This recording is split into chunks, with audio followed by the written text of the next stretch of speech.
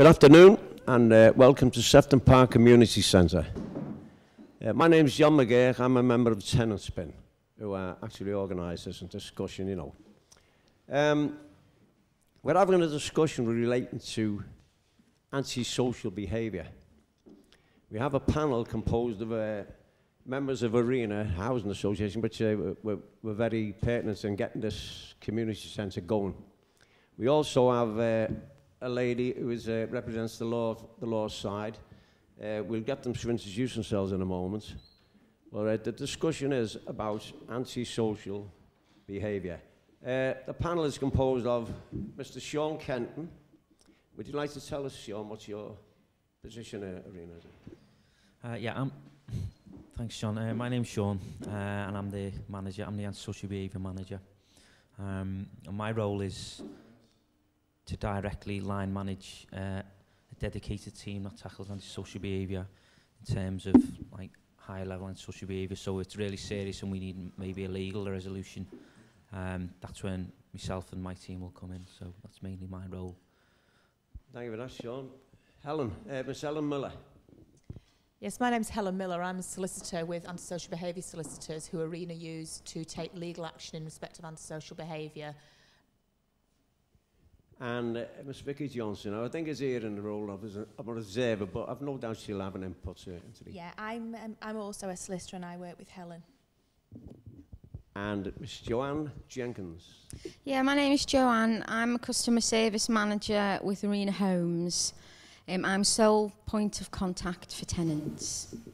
Good old Irish name, Mr. Andy O'Rourke. Andy O'Rourke, I'm an antisocial behaviour officer for Arena. I cover the Cheshire area, which includes Halton, Warrington, Widnes, Chester and Manchester. CSMs deal with lower level and initial complaints of antisocial behaviour is then passed over to myself, and I take all the enforcement routes and the legal action upon the antisocial behaviour. I work closely also with the police, local authority and youth offending team, as well as other agencies, and I aim firstly to correct behaviour before taking legal action. Finally, Miss Lisa Wilkinson. Lisa Wilson, my apologies. My name's Lisa Wilson. I'm also an antisocial behaviour officer like Andy, and I cover the Liverpool and Knowsley areas. Thanks for that. Well, antisocial behaviour, it's a very topical subject at the moment in Liverpool and no doubt all over the country. But just to fill in for the people here, would anybody like to comment on what affects antisocial behaviour? What shape does it take? What's involved with it? Andy, you'd like to open this? Well, the first question I've got is asking about ASBO, because that is like a common used term in society at the minute and in the media in particular. ASBO actually stands for Antisocial Behaviour Order and is usually applied for in a magistrate's court despite being a civil order. As a result of this, the burden of proof is to the criminal standard, which is beyond all reasonable doubt. And ASBO is an order passed by the court and is meant to be a last resort in tackling antisocial behaviour, whereas, like, you know, usually before an ASBO is being granted by the court, other forms of intervention like acceptable behaviour contracts should have been tried. Typical types of antisocial behaviour that it tries to address could be anything from acts of violence, abusive behaviour, swearing, graffiti, vandalism or noise nuisance. And ASBO carries various terms and conditions which the perpetrator, who the ASBO would be against, must not breach. The terms of the order are usually the things that are considered antisocial that the perpetrator is being carrying out, and will be specific towards them. It might say, for example, stop them at entering a specific shopping centre or street or whatever where they're being causing nuisance or doing certain types of behaviour or acts. A breach of an ASBO is a criminal offence, although it is a civil order. And the definition of behaviour which will prompt an ASBO application is behaviour which causes or is likely to cause harassment, alarm or distress to one or more persons not of the same household. It is a wide definition and is intended to be wide, so it can incorporate any type of behaviour that the person who's complaining or suffering the nuisance, you know, can complain about. The two key things must be proven in court are, one, that the person has behaved in an antisocial manner, and two, that an order is required to prevent and, you know, provide future protection. It lasts for a minimum of 2 years, and it can be obtained on anyone who's 10 years of age or over. Thanks, Andy. Well, antisocial behaviour, like, is a 24-hour event. I think it can take place in the early hours of the morning. What routine is in place? Like, how do you people, how is made aware of antisocial behaviour? How does it come about? And what tools are at your disposal regard? What's the process? How far do you go into it before you say, produce an ASBO? Yeah, I think Joanne introduced herself as the customer services manager before, and I manage the team of officers for antisocial behaviour. But we will never get a case unless it goes through the customer services manager first. And Joanne's just one of, is it 27 customer services managers. So in terms of how a case can pan out, it will always go through. Do you think Joanne introduced herself as the first point of contact for anything to do with housing or an issue or a complaint? And if one of them is antisocial behaviour, Joanne will look into it first and get the details, and probably 9 times out of 10 look into it and solve it. But occasionally, if we do get a really serious case, it will then come over to the team to look into, to maybe look at one of the legal resolutions with the likes of Helen and Vicky. Going back to your original question, I think the very reason we're here as a team, antisocial behaviour team, is because it's becoming more and more of a high-profile subject, more of a specialist subject. And unfortunately, the problem doesn't seem to be going away, and we're probably one of the numerous teams throughout the country when it comes to specialist ASB teams to tackle it, because it can quite literally wreck communities, it can wreck lives quite quickly and quite easily. You can have a great little close with a great neighbourhood and a great community. It only takes 1 or 2 individuals or families to start turning that close into not a very nice place to live. So that's partly the background as to why we're here. But in terms of like processing the complaint, it'll always go through Joanne first, and occasionally will come over to us. Thanks, Bernard. Well, I think most people know what antisocial behaviour is because we read enough about it in the press. But strangely enough, like, you can have a person who will never come across it, so it might be hard for them to understand. Just like, what levels, John, does antisocial behaviour come across in? Like, what does it involve? What's the actual actions that will... Within housing, we mainly deal with noise nuisance, and we'll deal with that. It'll start, I'll deal with that. The customer service manager will deal with noise nuisance because it's at a lower level. They're the main ones. You'll get people, they can escalate, you'll get people arguing with each other, and then if any violence comes into it, then it'll go over to the antisocial behaviour team. I won't deal with it. But 9 times out of 10, it can be resolved at ground level, at my level. Just for an example, we had 2 neighbours that had been neighbours for quite a good amount of years. They were arguing, and it was getting to the point where they wanted to move. And so I went in and I spoke to them, and it came about that they'd shared a gate for something like 15 years, and the bang, bang, bang of grandchildren on the gate was just too much for them. So instead of it going to the antisocial behaviour team, we put a new gate in for them, closed the old gate, and they both had their own gate and their own paths, and that completely solved the problem. So if we can nip it in the bud first, all the better. Well, it seems like there's such a King Solomon there. That's good thinking, give them a gate each. That solves the problem, doesn't it? Sean, you yeah, I think just going back to the question is, a lot of it can be solved at an early level, but if it does come to the team, I think the likes of Andrew and Lisa and there's other members of the team who aren't here today have got a whole host of tools available to us to be able to try and solve the problem via more of a more stringent legal enforcement route. I think if you probably ask Lisa, maybe she could probably give you a couple of examples of the types of things that what the law can allow us to do to try and tackle certainly some of the more ongoing, persistent and serious cases. Yes. Well, Lisa, maybe could you tell us, like, you have antisocial behaviour. Does it skip over the police? Wasn't there a time when possibly it should have been a police matter, but now it skips over and goes straight to you people? Is it? Well, there's a lot of acts of antisocial behaviour, what people would class as antisocial are in fact themselves criminal acts.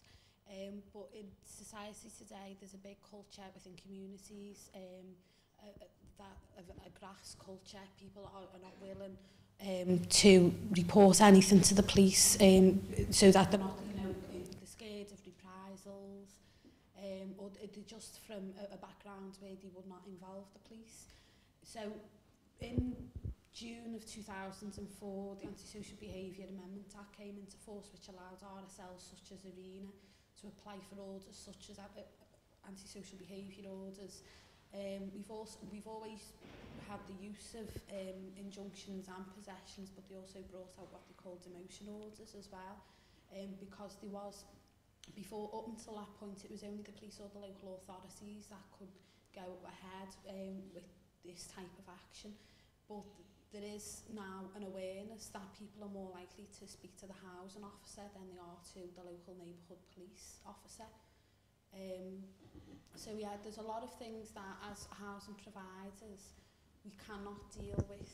It is classed as antisocial behaviour, but we don't have the powers to deal with them, such as drug dealing, burglary, theft, because that is criminal activity, and that's where the police do come involved.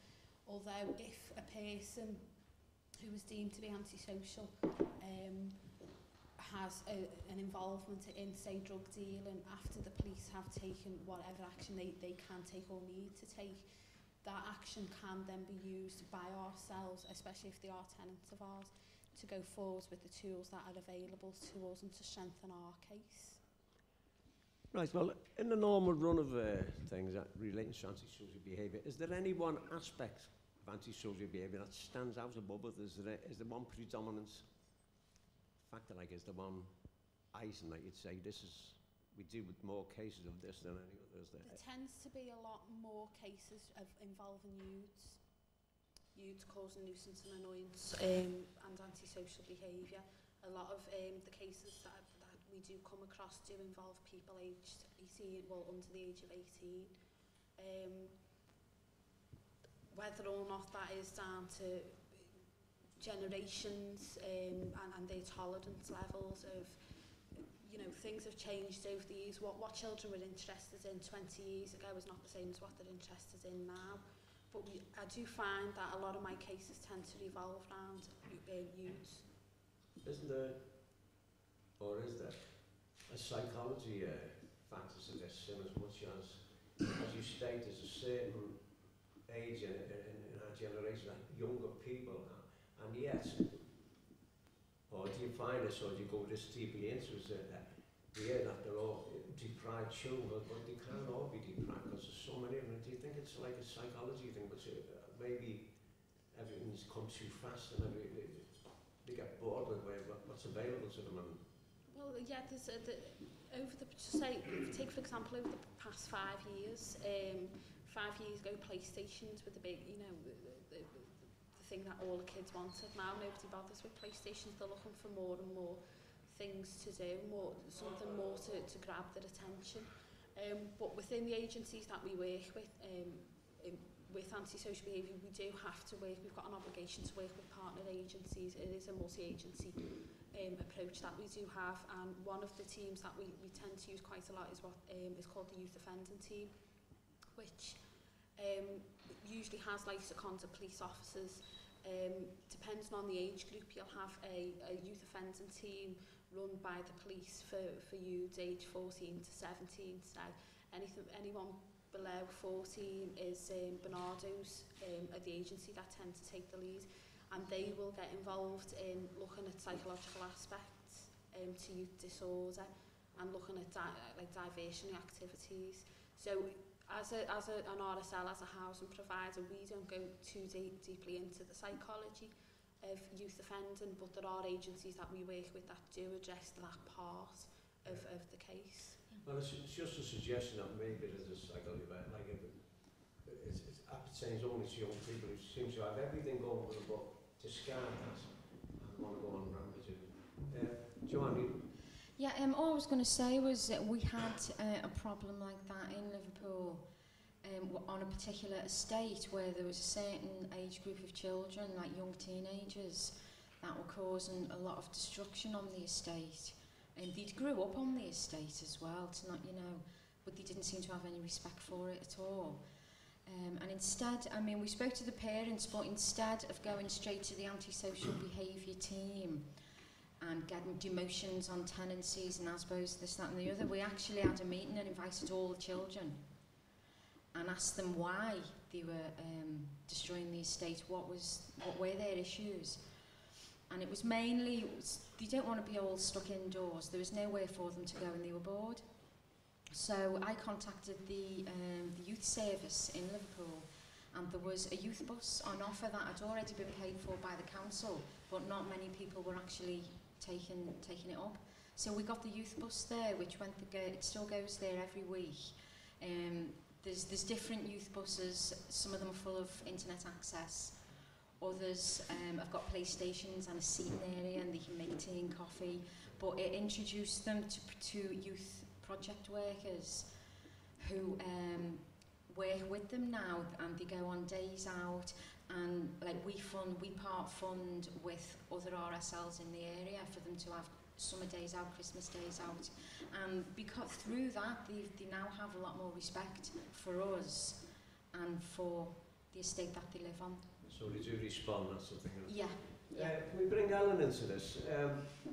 Obviously, when these people get these antisocial behaviour complaints, and they sit down and satisfy themselves, well, this is it now, we've gone as far as we can. It's got to go to the police. Is this where you come in, Hannah? We tend to come in when other avenues of interventions and warnings and trying to offer other avenues of resolution haven't worked for whatever reason. And very often, initially, it's a case of us giving some advice as to where the case may go from there. But ultimately, it may well be that the case needs to go to court. Now, obviously, antisocial behaviour orders have already been discussed, but there are other legal tools that are available to Arena and to other RSLs and to local authorities. One of the most often used, against adults particularly, is an injunction, which is basically a court order that you get in the county court, which forbids people from doing certain things. So it forbids them from causing a nuisance or annoyance, or from threatening somebody, or from that sort of thing. And these are orders that can be obtained quite quickly. Obviously, there is a need for evidence, and there is a need, therefore, for people to provide that evidence to the housing association, and to, you know, and hopefully to come forward and give that evidence. But an injunction order is something that can be obtained very quickly to provide protection, because if the person who's issued that injunction order breaks it, they can be sent to prison for breach of that injunction order. Okay, so it's quite a serious order. So that's one tool that we have, other than ASBOs and antisocial behaviour orders. Obviously, if problems persist, and injunctions are a good way of trying to sort of address behaviour to stop it, if problems persist, then obviously the association can look at taking possession of the property that's causing the problem, or looking at what's known as a demotion order, which reduces the security that the tenant has to remain in a property. And they can look at those as another route towards resolving whatever the problem is. But it's hoped that, obviously, in many ways, legal action is very often the last resort. It's hoped that other avenues, and particularly mediation very often in neighbour disputes, may well be of use. Well, in that respect, Alan, before you put that down, is there any statistic relating to the fact how often do you have to go the full way? Are the reoffenders on ASBOs, do you find is that predominant? Is there more? What percentage of people reoffend? Well, with respect to ASBOs, the only statistic I've heard recently was that there's something like, and it was on a documentary I saw at the weekend, which I think was something like 47% of ASBOs are breached. Well, which I know a lot of people see that as a negative, but of course that means that sort of 50% 53%, correct my maths right, 53% aren't breached and have worked and have been abided by people who, had the order not been there, probably would have carried on misbehaving. So there's always is a cup half full or half empty, I suppose, is that way of looking at it. In terms of injunction orders breached, very often they are abided by. I don't have a particular statistic for you, but those that aren't, they're generally not broken more than once or twice, particularly if there's a power of arrest attached to an injunction, because people realise very quickly that if they break their injunction, the police are going to arrest them, they're going to spend a night in the police cells, and they're going to be brought in front of a very cross judge the day after. So they can be very, very effective and work quite well. If not initially, then ultimately the message does eventually go home. And obviously if it doesn't, then they risk losing their tenancy. So although it's a slight advantage, it does seem to point to the fact that they are working out. They know it's 3%, 47 against 53. Yeah. There is an element where they are working, and I think that's particularly true where the orders have been used appropriately and properly to address behaviour that is appropriately addressed in that way. Yeah, thanks for that. Andy, with every problem, there's long-term solutions, short-term solutions. What applies in this case? You think, is this going to be a long drawn-out ASBO? Is it going to be there forever? Are they going to? Do you think there'll be an end result? At the end of the day, I mean, ASBOs are quite new, sort of legislation. They come in on the Crime and Disorder Act in 1998, and they were first used in 1999. And there's been quite a few amendments along the road, where quite recently, the likes of RSLs, which are registered social landlords, which is the likes of Arena and other housing associations and local authorities, can apply for them. So there's been quite a lot of changes since they've been set up, and that's only been in recent times. And if you look across the whole of the country, quite a lot of authorities seem to be dealing with them in a different way. There's no because they're quite new and the legislation's changed quite a lot, no one's exactly sure of what way to do it. Everyone's interpreted it slightly different. And as a result, we're moving on and stuff like that, and there probably will be more things that'll come out in the long run. And possibly ASBOs will be revised, and there might be an updated version. I've heard of something like a BASBO or something coming out, something to do with babies or something, because ASBOs are for people over 10, and I've heard a mention that they might be bringing something in for kids who are under 10. There are in fact child safety orders which have always been in place for children under 10, but they're more to do with engaging with the family, to work with parenting skills with parents and that sort of thing. But there is already something that is available for under 10s, although I don't think there has been much take-up of that particular remedy. Well, I've just lost it. Other countries, have you ever had any connection like it? Have you collaborated with other countries, find out how they tackle these things? Do other countries have different attitudes, different outlooks? There is. I haven't yet come across a country that uses ASBOs, but the likes of in Holland, who are very forward in tackling antisocial behaviour. One of the tools that they're using at the moment is, especially within social housing in Holland, if anybody is found causing nuisance or annoyance, they're actually moved out of the housing into an area which has been specifically designed for families committing antisocial behaviour acts, so that they can be easily policed, basically contained in one area, so that the police and other agencies can basically keep an eye on them.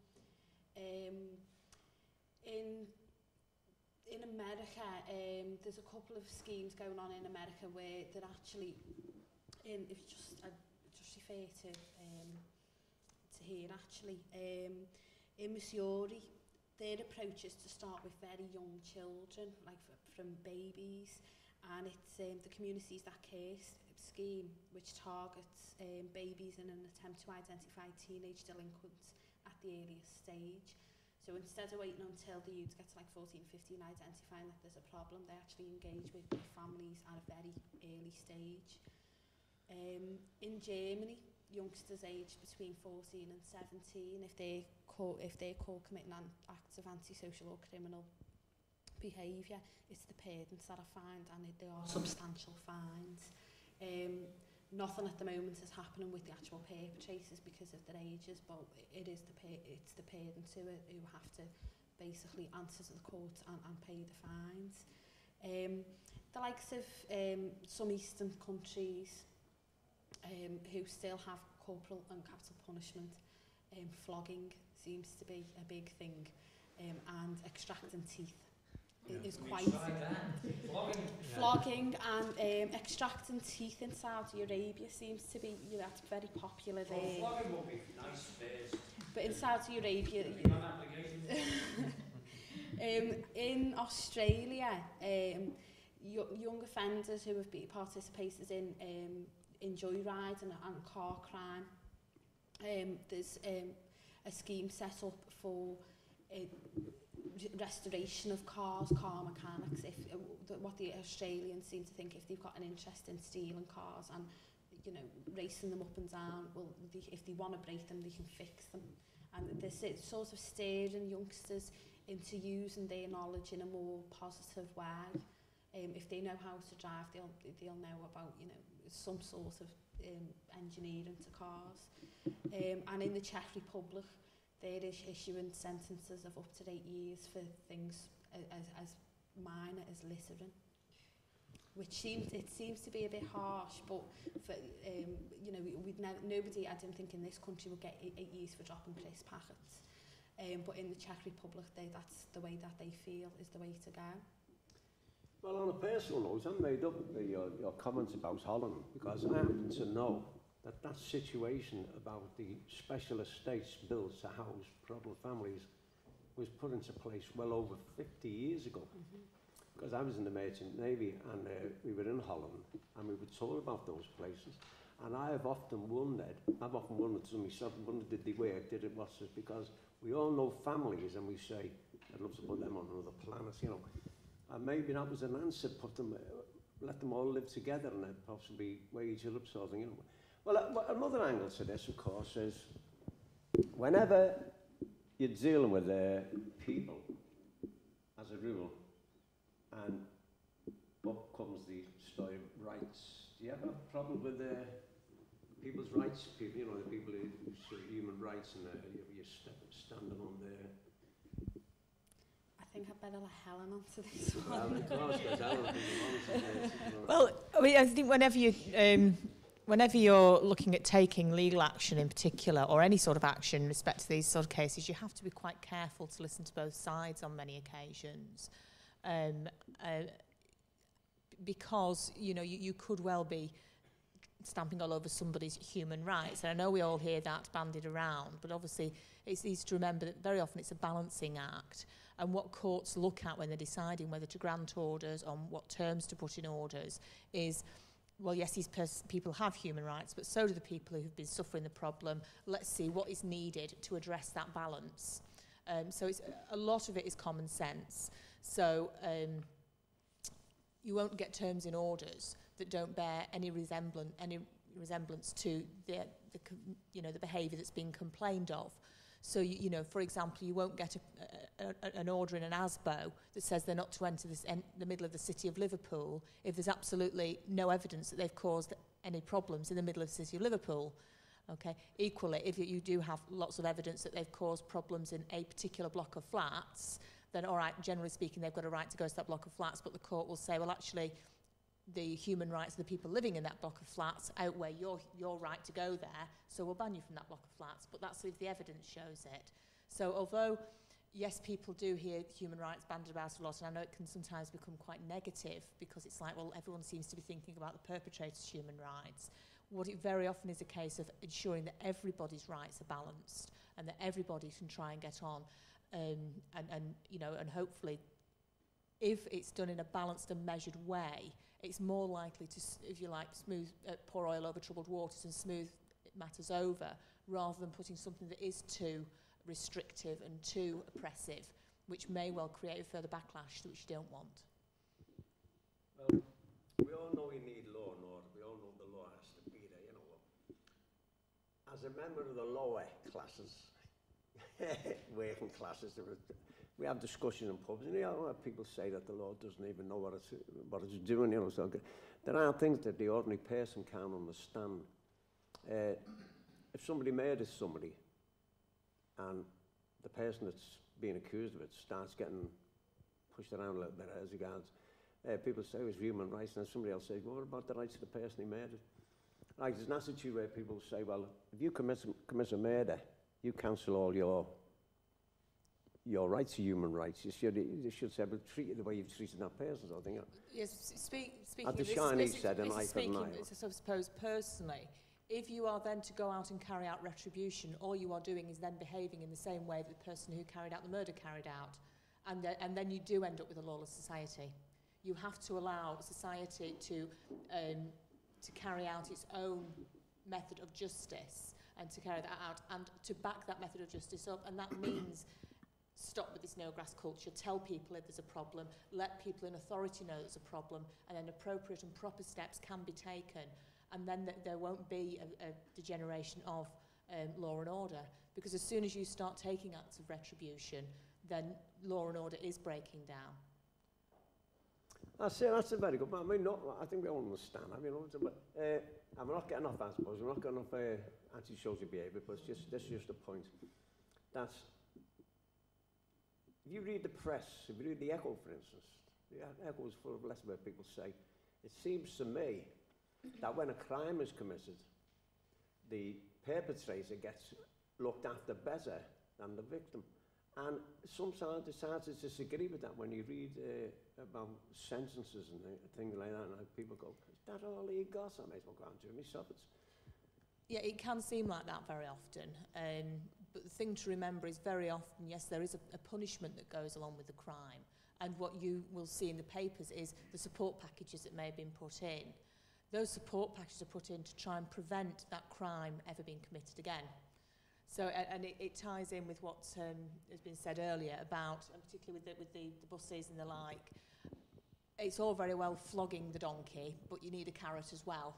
So it's sort of a carrot and a stick. Yes, you need to punish, and you need to make sure that people are aware that this is not acceptable, this is not the way we allow things to happen in a good society, in a good community. But at the same time, there has to be, if you like, a diversion and a way for them to go to see that there is a better way of doing things, and that there is an easier way of living their life, and a way that is acceptable to society as a whole. And very often what you see is that sort of work that's being carried out to try and address that behaviour, to ensure that it doesn't happen again. And I think that is very valuable, along with the enforcement work, that there is work to engage with people who behaved in this way. Right, well, antisocial behaviour and ASBOs are all to do with dealing with yobbos and what's. There are other practices, and you'd like to comment on this, the tagging, the electronic tagging. You think it's, anybody got any views on that? I've actually got, I've been working on a case for over a year now, which has just resulted in a 14-year-old being issues with an interim ASBO. He's breached that interim ASBO on a number of occasions and has now been tagged because of the breach. So we're in our interim ASBO, where we had a curfew order granted by the judge that he's not allowed outside of his home between the hours of 9 p.m. and 7 a.m. unless he's with a family member aged 18 or over, and to go specifically to and from the property. He's now, because of the tag, has to be in at 7 p.m. The issues actions tended to, a lot of the antisocial behaviour that he was causing occurred mainly between the hours of 6 p.m. and 12 p.m. So now that he has to be in earlier, this case has been going on for 2 years, but it's been closely dealt with regards to trying to gain an ASBO for 12 months. Since he's had the tag put on, we've had no complaints from the community, we've had no reports from the community, and it's gone from him being arrested every other day for either breach of the ASBO or for other acts, criminal acts, to him not being picked up by the police at all. So in this circumstance where the tag has been used on a youth, it has worked for the interim for the time being. It has given the community some peace and quiet from this person's actions, and this could have a knock-on effect where the community would now be more willing and more confident to come forward with regards to breaches of ASBO, with regards to other active antisocial behaviour, not just perpetrated by this youth but by other people. It may give the community a bit more confidence to stand up and say, you know, we're not accepting this type of behaviour, because that's the reason why I've been working on this for 12 months, is that no person in the community was willing to come forward with any form of evidence, whether or not it be primary or anonymous evidence. It's been a real hard slog for both Arena, Merseyside Police, Liverpool Antisocial Behaviour Unit, Education Welfare, all the multi-agency work, partnership working that we've done, and we finally, you know, got in place something that's give the community a break after over 2 solid years of absolute horrific behaviour. So in this case, the tag has worked, but it's worked in conjunction with the ASBO. It's open to debate. Helen? Just coming on to something that Lisa mentioned in there with respect to the frustrations in gathering evidence, and that's something that was touched on earlier on. It is so important that residents who are experiencing problems do let Arena or the police or the council or whoever their landlord is know that there is a problem, because unless they know there is a problem, they can't do anything to address it. They can't even approach the person who's causing the problem and say, did you realise that you were causing a problem? Because they may not have realised that they were causing a problem. Okay, and it's important to carry on letting your landlord know and the relevant agencies know that there is a problem for as long as it persists. And I know people are very often frightened of coming giving evidence, but the thing to remember is the case that Lisa's talking on went on for a long, long time. It probably would have come to fruition much more quickly had people actually come forward and spoken up and given evidence and told what was happening. And bearing in mind that there are protections that can be put in place while that is going on. Yes, it's frightening, but these people are behaving like this anyway, and they're going to carry on behaving like this. So you are going to be a victim or the target of it. So it's far better that you report it and come forward and tell us about it than sort of sit and suffer in silence and let it carry on. Just to come in on that one, where this incident's been occurring in the North Liverpool area, as I say, it's been going on for over, nearly 2.5 years now.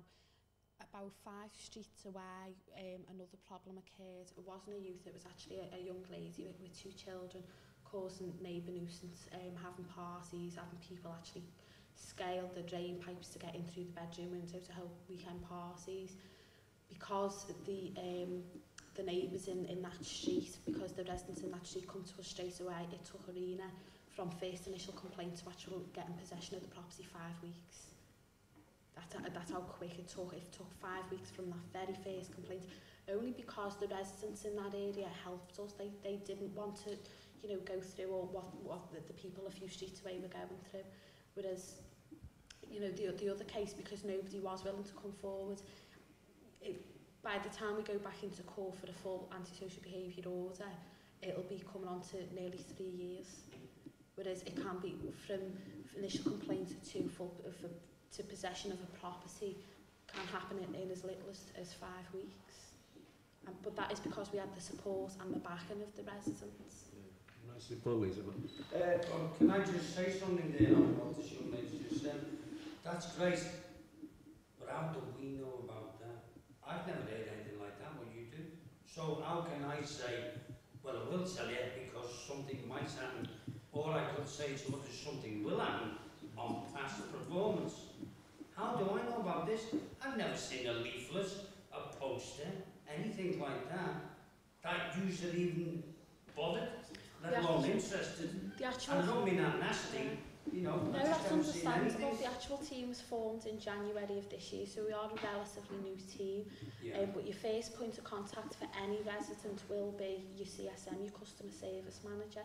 There are a lot of things that your customer service manager can resolve at quite a low level before it does get to this point. Where is the poster, the leaflet that gives the system us? You're talking about it's for us, the tenants. Well, I'll pass you over to Sean Kemp, my manager. I'm glad you actually You've got to sack in because they haven't got a leaflet. I mean, I'll do it, I don't mind. Go on. They've got excuse. I'm glad you actually mentioned that, because it is something that I feel that we need to do a lot more and a lot better. We're doing a lot of good work, and there's a lot of good work that we'll continue to do, and a lot of more good work that we can do. And we need to publicise it, even if it's just to put a pat on the back of the team. But we also need to let you know that this is what we can do to tackle jobs, as it were, nuisances, all sorts of nuisance cases. I mean, part of the reason why we're here today is to express this new culture. Yeah, we do have leaflets, and they're in every neighbourhood office, and you should have them here. And we've launched it like residents' conferences, and we've launched it through our in-house magazine. But certainly, part of our overall strategy to tackle antisocial behaviour is to publicise what we do. And I don't think people out there know exactly the powers that we've got there to be and give people the confidence to come forward and to arena, knowing that there's things that we can do. So you're right. You are right on your points. We have tried to publicise it to a point, but I feel that perception, and I think others do, that there's a lot more out there that not so much we can do, but let you know that we can actually do it. We can't use a service or the help that you people. What you're saying is like, we haven't got a problem. The A-team was going to solve all our problems in life. But unless we know you are there, I'm not being horrible, I'm just being funny. Let's put it this way. If I have a problem and I don't know what you can do, I've got to suffer it or try and find out other means. What's actually going out is customer services managers have just started a magazine, haven't you, for your particular area, or it's like a newsletter. Yeah. And one of a page of that newsletter will be, this is your antisocial behaviour team, this is your officer for your area. So like the newsletters that go out to bits and pieces of Runcorn will have Andy's name and picture on it. The ones in Liverpool will have Lisa's on it, and I'll give it a little bit of, well, this is what I can do, this is my role, and this is what I've done in your area. Now, funny enough, they'll probably land through your letterbox any time in the next few weeks. So I'm not gonna go back and feverishly write them now, because they've been done. Yeah. So they're imminent. We have like the Arena Life magazine, where we have launched the team, but we probably only do it really every 10-12 months, just to let you know what we've done and what we can do. And if that's a common perception, in that, will maybe, because ASB is unfortunately it's a topical subject. So maybe we need to report more on what we've done, what we're going to do, and what we can do for you and your area. And I'll certainly take on board them comments. Can I just ask you something maybe some people don't know about? I only know a little bit about ASBOs. They're not administered by the police, are they? This is a council administration, is it? Or what? I'm not sure. Antisocial behaviour orders are applied for either by the police, the local authority, a registered social landlord such as Arena, and there's a couple of other authorities that can apply. Once the antisocial behaviour order is in place, and an order is in place, if the person breaches that order, then the police will prosecute any breach, because it's as if they've committed any other criminal offence, because breach of an antisocial behaviour order is a criminal offence. I see. What punishment do the antisocial behaviour get? No. There's no punishment for them. There is. It's punishable. It is punishable by up to 5 years imprisonment. You don't get their names. You don't get their names because it's against the law. And you've got these yobbos going around just persecuting everybody. Nothing. It's going on and on and on. It's not stopping. With respect to publicising antisocial behaviour orders themselves, there isn't an automatic restriction on publicity in respect of that. The only restriction would be is if an under 18-year-old's own solicitor made an application, okay, and it isn't automatic. The bench will consider whether there is a good reason why there should be a restriction on publicity with regard to a youth. Obviously, with regards to an adult, there is no restriction in any event. Now, when it comes to publicising a breach of an antisocial behaviour order, that is a criminal matter and will be subject to the normal restrictions that apply with regards to youth court matters, which are, as a general rule, restricted matters. I'm not getting at you, I'm getting at the government. You're trying to clean up the mess the government made. Once they took the cane out of school, that was the beginning of the end. There's no authority over kids, there's bullies in schools. That was never happening 15, 20 years ago. Can I just We give... never had half of this antisocial behaviour when there was authority in school. Well, kids were afraid of policemen, now to shoot them. They couldn't care less about them. There's no respect at all. And who's caused it? The government, not you. And you're trying to clean up their mess. And it's a hell of a job to do. Can I just give an example about what you said before about breaching antisocial behaviour orders and the punishment? Back in the summer, I was involved in an operation involving with Merseyside Police. I was involved in an operation with Merseyside Police, and we were targeting youths in a part of Liverpool that we suspected were causing not just antisocial but also criminal acts. Part of the operation involved what we call professional witnesses, where a body of people were employed to film, to observe for 3 whole weeks, 24 hours a day for 3 weeks. Out of that evidence, a person who was subject, a 17-year-old male who was subject to an ASBO, was caught on film breaching his order 11 times over the period of 3 weeks. The actual breach itself was standing on a street corner. He was part of his ASBO included an exclusion area, an area where he wasn't allowed to be. Because he was caught 11 times on film, standing on the corner, on this street corner, he actually received a sentence of 18 months in young offenders.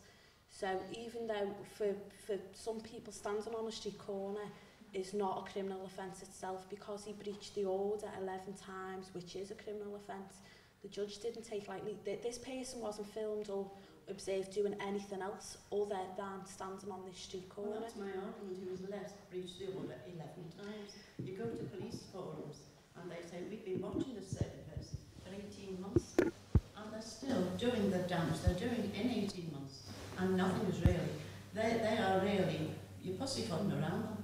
I mean, I can't comment on every ASBO or every breach, but in this particular case, the judge decided that even though standing on the street corner, it wasn't dangerous, it wasn't criminal.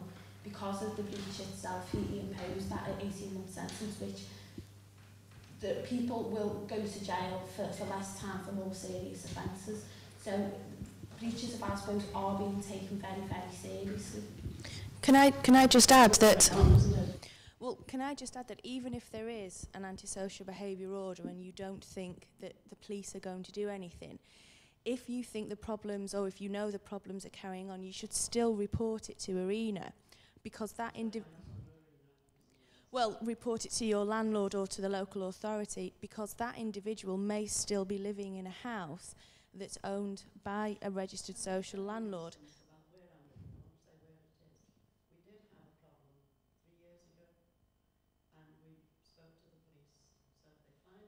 The police put a camera, it's a high-rise block, on one of the verandas, took photographs, sent for the kids' mothers, and told the parents, showed them on video what they were setting fire to bushes and trees. They were little vandals. And we've not heard from those kids since. I think if you go to the parents half the time, sue them, maybe they will stop it. Well, there's no stopping this antisocial behaviour. And certainly that's something that ARENA are doing. They are, as well as trying to tackle the problems with the youths, if those youths are living in properties that ARENA own, then they will look at taking action against the parents to move the parents out. They come from outside into your property. What do you do then? Well, perhaps Andy and Lisa may be able to explain the work that they carry out with other landlords and with the local authorities, and how together we can tackle the antisocial behaviour. In relation to the youths themselves, we do always, nearly always, try and speak to the parents and pull them up about the son or daughter's behaviour. And that could just be an initial meeting or warning their way. And also there's a thing called an acceptable behaviour contract, which you can do, which really is only a paper exercise, but it's done in a formal setting such as a police station, and it puts across to the child, you know, what he's been doing wrong, and also to the parent. You also get a chance to hear their side of the story and possibly bring in some sort of measures to help, you know, divert the child away from such behaviour. You know, stuff's been mentioned before about buses and stuff. I appreciate what you're doing, but the government, I mean, a mother can't smack their children these days, so what the hell are they? Kids are not going to know right from wrong. They won't know they're doing wrong in a few years' time, because they've never been chastised. I mean, we were told when we were kids that was wrong. Twice you were told, second time you were clobbered. Didn't do us any harm. But it's the government that's really at fault. It's possibly maybe down to the government, I don't know, and also society and the culture today. But we do make parents accountable, and their sons or daughters are occupants of their address, and if they are acting in an antisocial way, it is seen as a breach of their tenancy agreement, and we can take action. And it may be an ASBO on the child, or it could be possession proceedings, or sorry, a demotion of the tenancy also in respect to that. And something that you just half touched on before in relation to kids come from out of the area and cause nuisance, say like a kid from who lives in another housing association's house or even a privately owned house comes to the area and causes problems for our tenants. We still can take action against them. We could, you know, firstly, an initial route might be to have a word with the parents, then there could be also the acceptable behaviour contract route, and then progress along to an ASBO at a later stage if need be. And we can even take injunctions against parents or older people who are of 18 years plus. So there is things we can do. And other than that as well, if they do actually live in another registered social landlord's property, we work with other registered social landlords, the likes of Riverside, etc., who work in the area, and we would get them to take action on their tenancy to hopefully correct their behaviour. I think there's another thing here as well, Henry. I think I see various points. So there's a generation gap as regards understanding today's outlook and the outlook from 50 years ago. Now, I can speak personally. I got the cane in school. And when I did something wrong, my dad gave me a smack. Now, if you go by the PC brigade, or whatever they call themselves today, that means that you're going to grow up to be a killer. But the evidence isn't there to prove that, because the older generations, they are generally polite, more better behaviour. She made a very good point. If a child doesn't get punished for doing something, how does it know it's wrong? There was a saying, again, generated from the older generation, 50, 60 years ago. You say to a kid, if you wouldn't put your finger in the fire, would you? And the point was, the kid wouldn't, because you know it would get burnt. So therefore, if I did something wrong in school, I got the cane, it might take 3 occasions. I said, well, I won't do that again. If a child does something wrong today, and he just gets told off, you say, well, it's no problem, I'll do it again. Now you've got kids going to school with knives, you've got what's this now? Just to put this clearly, like it, Vera, and this is my opinion, it's logic. It's so simple. In the days I'm talking about again, if I did something wrong out on the street and a policeman got me, he took me home, my father gave me a smack over the ear. Today, if the same thing happens, the parents have to tell the cop, haven't you got anything better to do, go and catch guard, go and catch. It just doesn't make sense to the older generation. Like, the answers to today's problems seem to be there. It's the points were made before there is an attitude among other people say, I can understand why these transgress today. There's no punishment. Usually the victim gets treated worse than the person who commits the crime. The person who commits the crime gets set up and they've sent them on holidays. So I think that's the point Vera's making. But another point that comes up is regard to, we're talking about parents. Would you, because you really got your fingers on this, would you find out that there's a relation to the amounts of offenders allied to the conditions you live in, like the conditions of houses, do you live in better districts and better accommodation? Do you think that's got anything to do with this, is it? If you live in a run-down area, are you more likely to become a vandal? I actually cover the North Liverpool area, the Walton, Kirkdale, Everton, Anfield areas, and they've just opened what they call the Community Justice Centre. They've just opened a Community Justice Centre, which is the first of its kind, and not only in this country but in Europe. The only other two existing community justice centres in the world are based in New York. Now, it was the government earmarked the Kirkdale area for the CJC because it had the highest rate of crime. It also had the 3 most poverty-stricken wards in Europe. So the government, after some statistical analysis and research, highlighted that area as the best possible area for this new type of court system. Because it was poverty-stricken, the area is run down, and there is high levels of gun and drug-related crime. So there seems to be a connection there, and there will always be a connection to poverty and crime. Well, what do you do with people who are badly behaved, say in a block of flats, and they're antisocial? You move them out, don't you? No, not necessarily. So now and again you do move them out. It depends what other avenues. It's been known they've been moved out, and they move into other areas to persecute them. There's no punishment for crime. The actual way forward now is to not move the problem away, it's to address the behaviour and change the behaviour.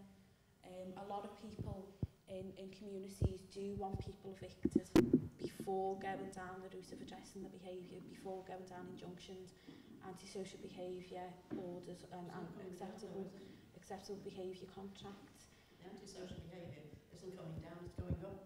So it's obviously... But it could be that it's not actual antisocial behaviour, figures are going up, it could be crime-related figures that are going up, which, as I stated before, a lot of antisocial behaviour acts are also criminal acts as well. I think what's also worth pointing out is that very often the reason that the numbers are going up is that people are now aware that things can be done and are reporting things more. So yes, numbers are going up. It tends to be reported incidents. At one time, if there was a problem with your neighbour, you didn't report it or whatever, and I think people are more prepared to report things now, and that's one of the reasons that it is very much going up.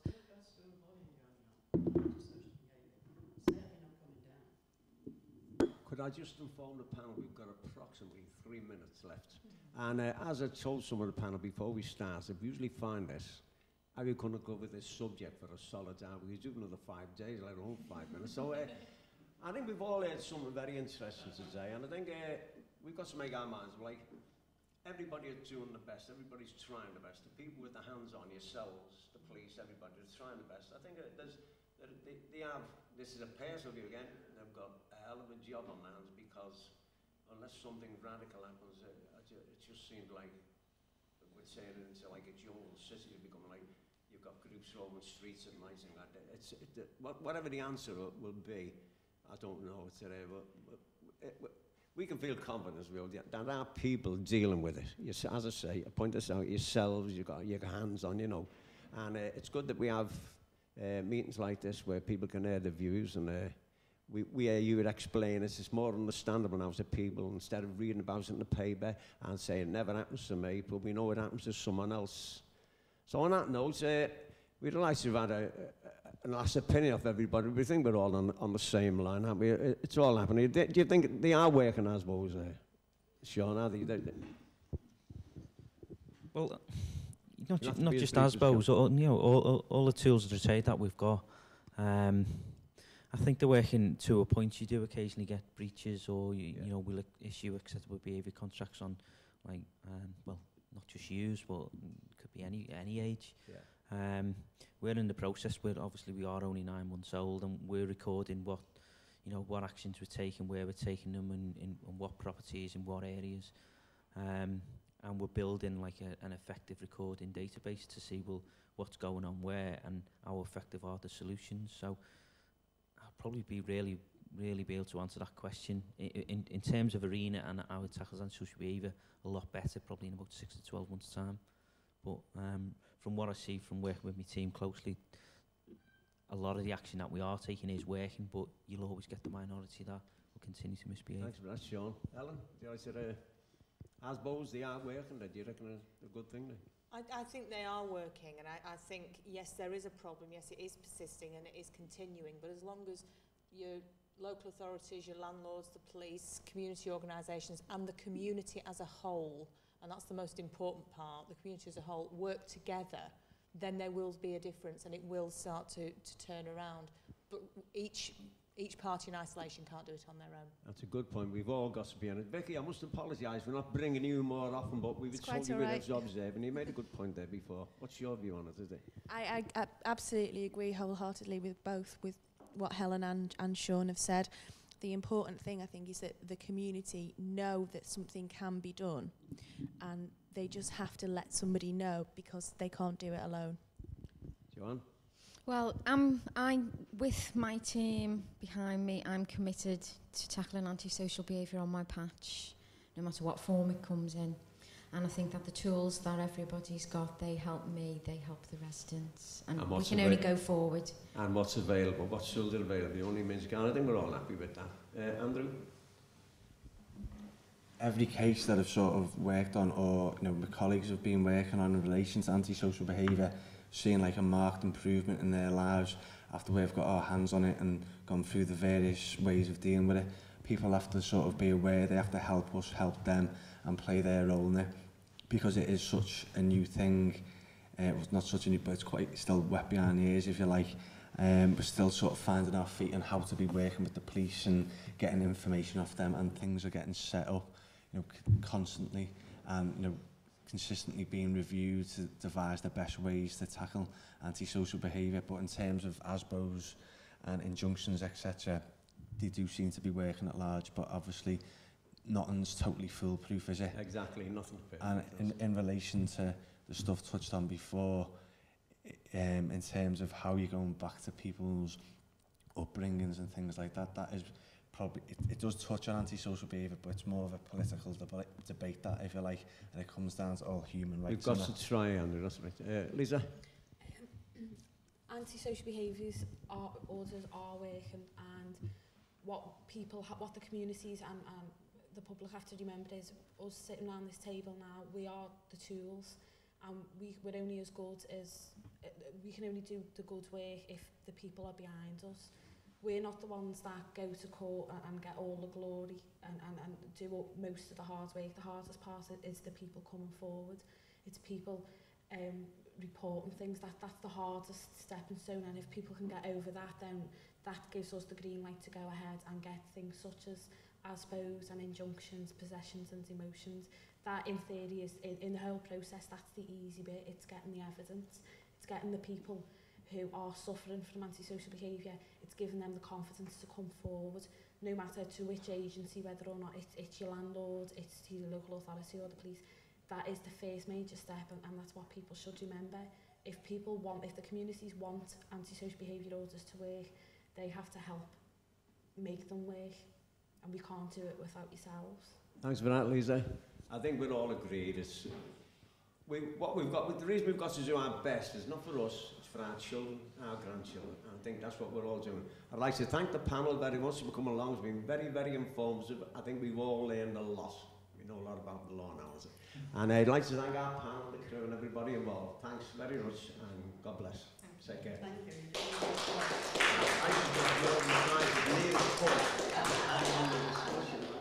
You know, there would be a big fight, so I think the cost of it. You know what I mean? I was good now. Yeah.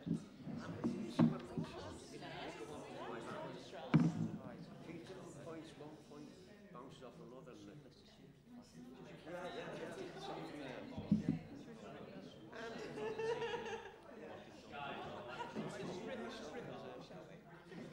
Saving an event. Just think this place, just a couple of years.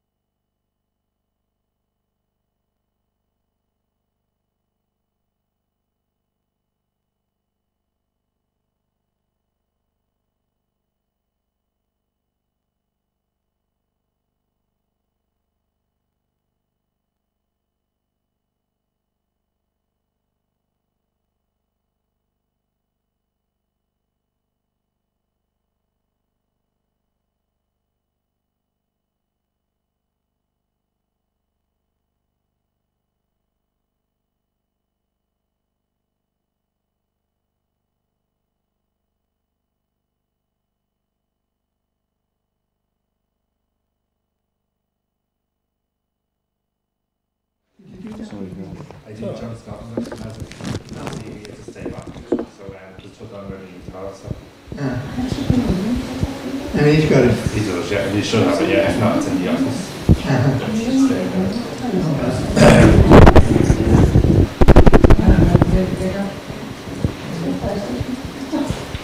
Okay, so we'll sit down. The three videos are just here on the desktop, and just double click them and then they'll open up. Okay, and then you need to do it. Yeah. Thank you very much. 175 222. Yeah. Right. Shall I sit there? You better sit there. Yeah.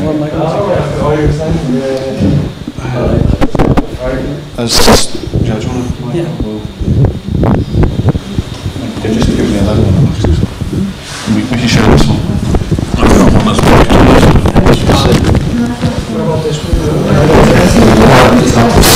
See applause. You've got 4 December 01 council lists and config. 3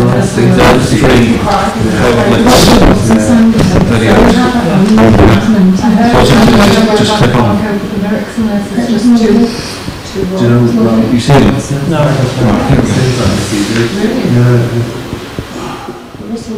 Is he good? These three there, yeah. Those 3 there, all their own. Okay. I've not heard it before. But you mean what them bottles? Lots of them bottles. You know that? The lyrics. Come on, the glasses. No, I can't believe it. Okay, so whenever you're ready to fire away there, so. Let's get some. Yeah. Too short. Thanks, guys. So I count you in. 3, 2, 1. Good afternoon. Welcome to Sefton Park Community Centre. My name is John McGurk. I'm a member of Ten and Spin who are putting this show out. We're going to have a talk about things that go bump in the night, fly through the sky, other things which there doesn't seem to be an explanation for. So to that end, we have a panel, 3 chaps who are all members of Mara Merseyside Anomalies Research Association. You can work that one out yourselves. But on my right hand side we have John, who specialises in myths, folklore, legends. They're the things we can't understand, we don't know about are they true, are they not. Next to him we have Mark. Mark is right into the UFO stuff. I don't know what it sounds like being carried away or experiments that just later. And on my left is Rob. And Rob is also a bit that I like, ghosts, spirits, especially the ones in battle, but they're the ones that go bump. What should we start with? Who would like to open the show? John, would you like to give us more about myths and legends? Well, before I get to that, I'm just saying I'm one of the founder members of Mara, which started in 1986. Well, besides the myths and legends stuff, I'm also interested in hauntings, UFOs, and other strange kind of unknown phenomena. My own particular thing, research, is myths, legends, folklore. In particular, on the Isle of Man. As I go to the Isle of Man for the TT races, the motorcycles, and the Monks Grand Prix every year for the past 20 odd years or so. So in between when there's no races on, I'm interested in stuff on the island. So I take opportunity to go around the various locations after studying in the library and other literature and maps and stuff, and actually get out on site and see where these alleged things happened. Staying Peel on the west hand side of the island, and Peel is well known for its legendary Muddy Do of Peel Castle. If anyone doesn't happen to know the story, sort of a foreshortened version is the Muddy Do haunted Peel Castle from around 1600s, when the castle was garrisoned by lots of troops. In the gatehouse is where the Muddy Do was seen, and in particular part of the gatehouse where the guardsmen had to go back in twos to take the keys to the captain of the guard. They had to go through a particular passage which connected parts of the castle, Through the passage of a night came the Moddy Do, size of a calf, allegedly looking sparrow-like, with fearsome red eyes. He used to sit down by the hearth of the fire, and people used to leave it respectfully. So morning when he used to get up, disappear back down the passage again, and wasn't seen.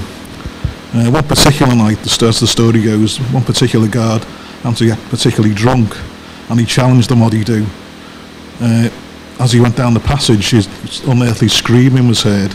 He came back out ghastly white, and when they died within a couple of days, and after that the Moddy Do was never seen again, according to legend. The Moddy Do in Peel happens to be the most famous ghost story on the island. All the heritage stuff in particular pointed out anyone going on the tour around the island, or happens to be over there in particular. One thing I discovered while researching into it, I've done an article for Peel Heritage newsletter just recently.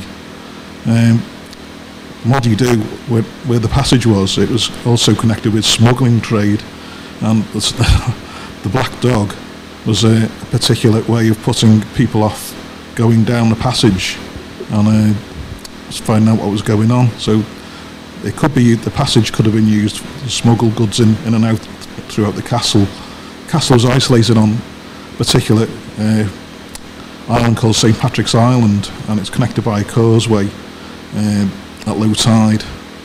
At particular moments it's all joined up with the breakwater. Anyone who's happened to been over there recently will know that. The Moddy Do was also apparently haunted the rest of the castle and Peel Hill and the area where the boats come in. Now, what people don't know about the Moddy Do is it used to haunt graves in particular. On the castle itself, there's a multiple occupation site. It goes back to the Neolithic age, which has been occupied by umpteen different peoples from that particular time onwards. There's a large burial site was excavated by Liverpool University. They found a pagan lady with amber necklace in particular. It's around the British Museum apparently. So this site has been well documented over the years. The Black Dog itself apparently went an excavation in the 1700s, 1741 I think it was. They found this skeleton of a dog at the Bishop's of Sodor's feet, and the bishop was buried in the 1200s. The dog is his feet. In folklore, the dog buried without a single white hair in a grave situation is intended to keep out harmful spirits. It's known as a church grim, and it haunts the area specifically to keep out evil spirits. And throughout Britain, Ireland and Europe, this is in particular, the animals were buried, cats, dogs, other types of animals, within structures to keep out evil spirits. And this happens to be one in particular. It's probably the most famous ghost story on the island. Okay, can I take away from there, Mark? Yeah, right. Well, as John rightly put out, we've been going for almost 10 years now as an organisation, and we do an awful lot of active research and investigation into all aspects of the paranormal. So we don't just concentrate on ghosts or whatever. We also do UFO research and other things like remote viewing. Let's see, what else are we active in at the minute? We've done remote viewing, we've done EVP. We did a very, very interesting experiment. It's a recreation of something called the Philip experiment, which is it's a famous experiment done in the 1970s. It was done in, I think it was Canada.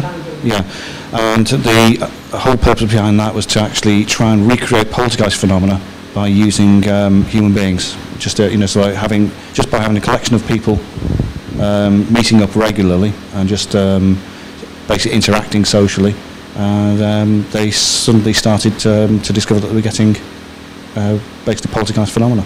So, which suggest that that sort of activity actually comes from living human beings and not what you'd imagine is just discarnate entities, you know, from beyond the grave. These are all people that's had experience earlier. Are they people that's...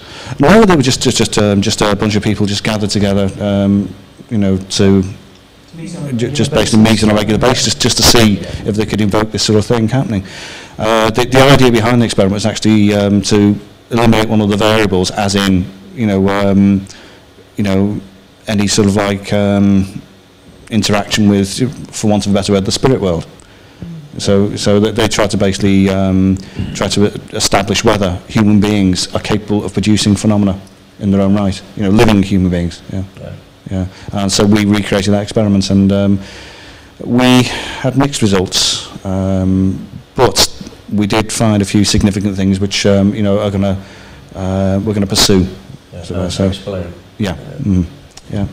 Robbie, the ghost part, like, I think it's a very topical subject at the moment. So I think the country's going ghost mad. Oh, yeah, absolutely crazy about any it. experiences yourself, like? Well, I've never saw a ghost, but I've certainly had experiences which would suggest that there's certainly something going on out there. We are scientific based, so what we basically do, we like to rely on the instruments and various apparatus that we use. Should we get anything that's anomalous, then we will investigate the hell out of it until we're absolutely clear that there is no natural phenomena going on. Basically, what we're left with is usually something that is we have yet to explain, and we've got a few examples of that. But yeah, you're quite right, John. At the moment, there's programs are virtually on every channel, you know, relating to hauntings and ghosts and investigations, and a very famous one. But you know, we do differ somewhat from that. Yeah. Do you think that there's a set of rules like in the living world, we're all governed by rules, aren't we? Mm-hmm. Do you think if there was such a thing as another world, is there a set of rules? Like, for instance, would there be rules saying you don't do anything on television, you don't show yourself on television, you don't what's it on because Well, I don't know. I mean, the thing is, I mean, there's a few theories on how this happens. You know, when people allegedly see a ghost or a spirit. And I mean, one suggestion is that, you know, they're operating on a different plane to ourselves, and every now and again, you know, they might just cross over and we might just get a glimpse of the other side. But I don't think there's any real hard evidence. I mean, that's what we're in pursuit of. Yeah. That's our aim. That's our goal, is to find hard evidence to support this. Yeah. So I have no real theories myself on it, other than I have a very open mind, as we all do in the group. And you know, we don't make snap decisions at all. We just you know. Well, over the years, as we've all been growing up, I think we've all.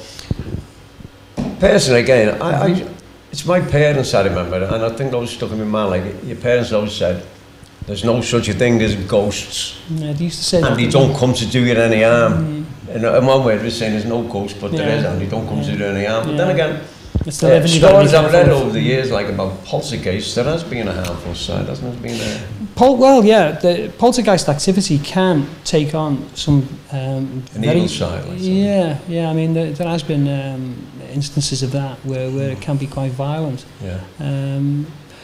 I suppose, I mean, going on to what I was saying before, I mean, there are a number of theories, and I suppose if someone has been a nasty piece of work in their life, just because they cross over, if there is such a thing as the spirit world, and if there is, they do have this ability to come back into our plane, if you like, then if they were evil when they were alive, that doesn't necessarily mean they're not going to be evil when they come back. And they might be quite angry about something.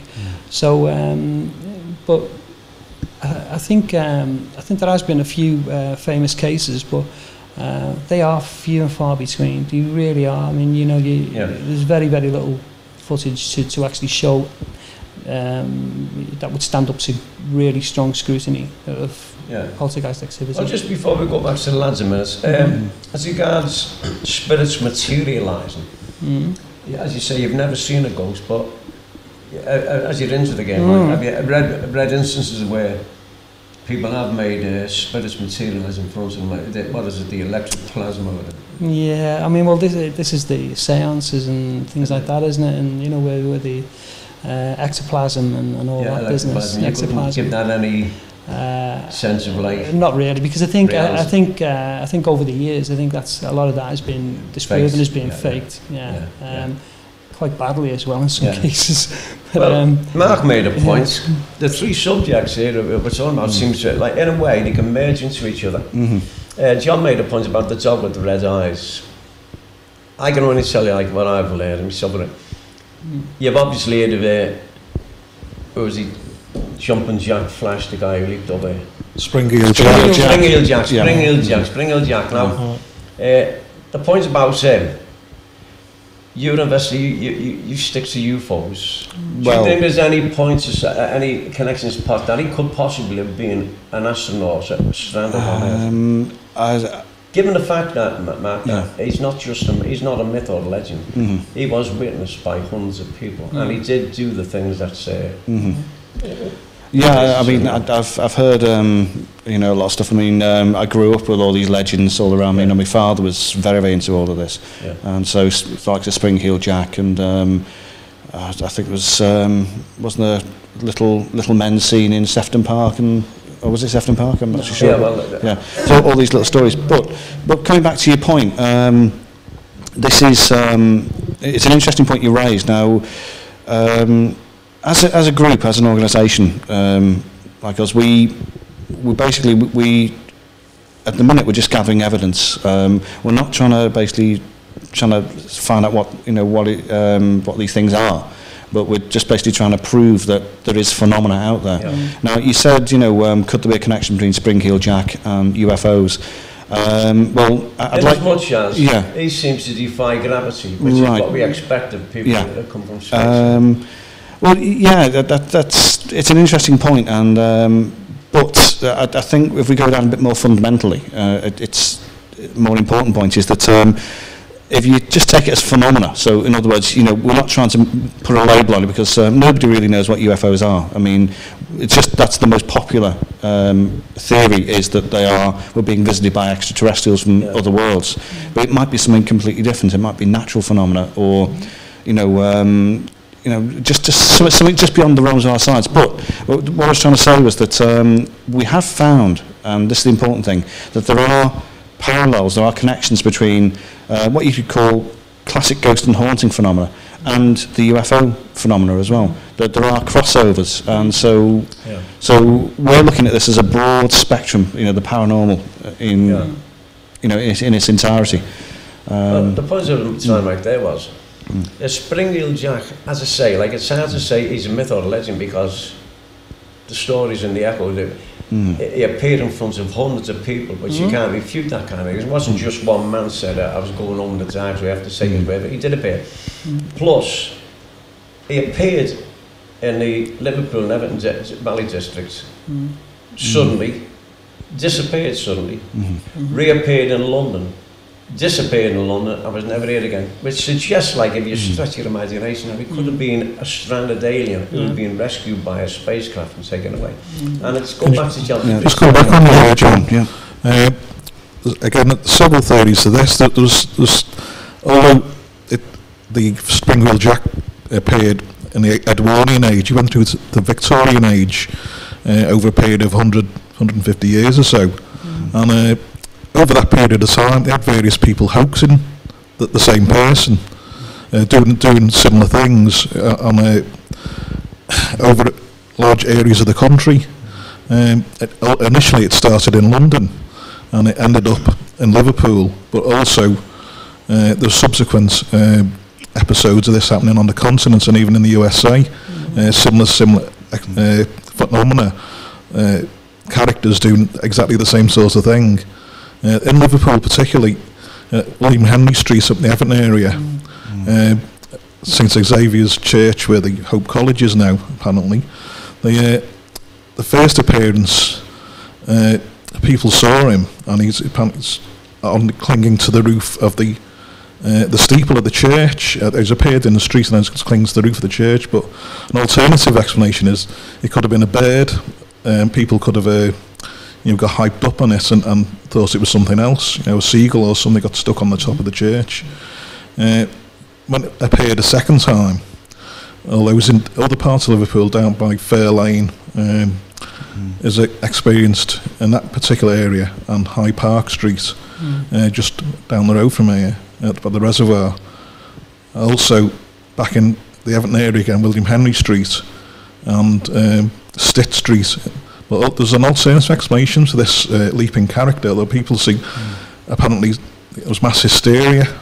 Because also, the particular time, was a house on Stitt Street that had a poltergeist ghost phenomena going on, and people had, in the house had deserted the house and boarded it up. And a large crowd used to gather outside the house on a nightly basis. And I don't get all the houses very close together. It was, in that area, it was particularly, packed full of people, and they'd all gather for something to do of an evening. In one particular case, a character broke into the house and was promptly arrested and taken to the judge.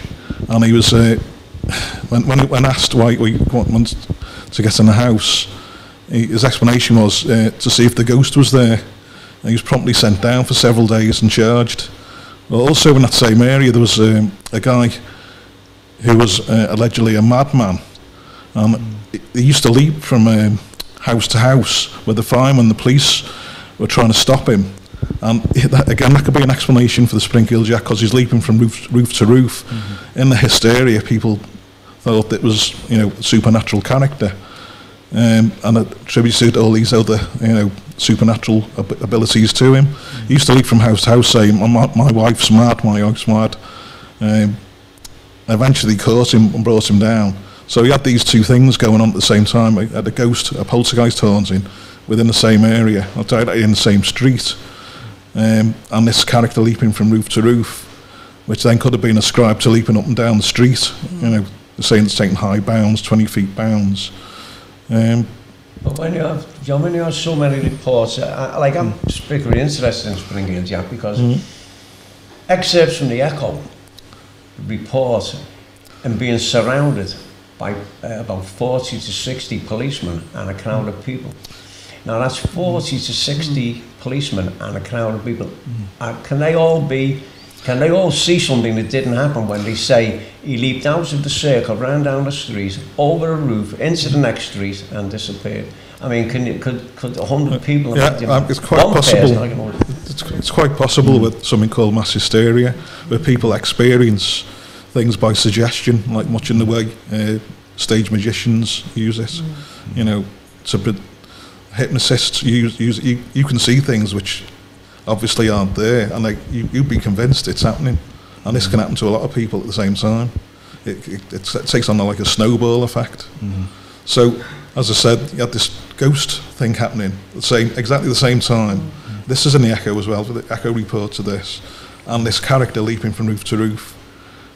People reported seeing this, and they could attribute this character to being something. It takes on an entirely different character. The story goes like Chinese whispers, and it gets more and more exaggerated. And that's it's possible something else was going on at the same time as well,